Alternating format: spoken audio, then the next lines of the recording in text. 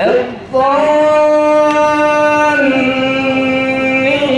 بِاللّٰهِ ظَنَّ السَّوْءِ.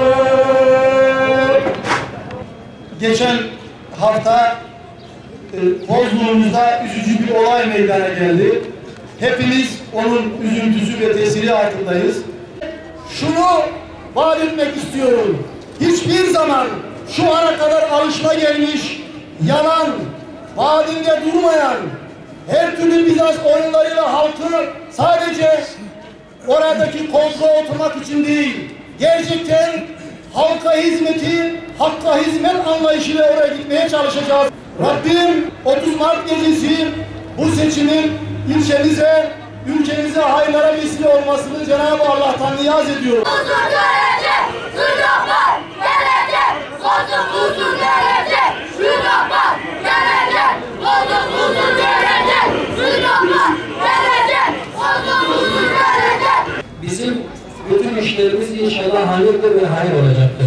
Partimiz kurulalı böyle biz şunu defaatle vurguladık ki partimiz İslami referanslı bir partidir. Ve biz inancımıza da, kimliğimize de, hizmetimize de sahip çıkacağız dedik. Maalesef şu ana kadar bizi yönetenler insanı sürekli tek yönlü olarak değerlendirdiler. Yani insanımızın sadece ve sadece maddi yönüne hitap etmeye çalıştılar. Bunu yaparken de tabii insanımıza hizmet etmediler, edemediler.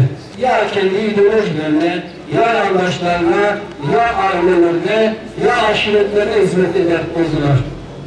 Fakat biz Allah'a hamdolsun şunu defaatle vurguluyoruz. Biz Müslümanız ve inancımıza da sahip çıkacağız. Yerine getirme adına kesinlikle belediyelerin elimizde olduğu müddetçe biz buna da uymaya çalışacağız.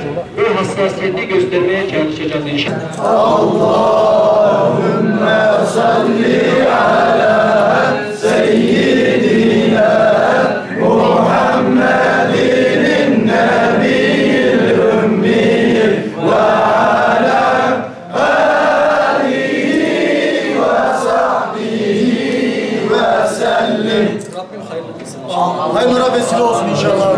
Salli ala seyyidina. Oturdu zaten. Her devede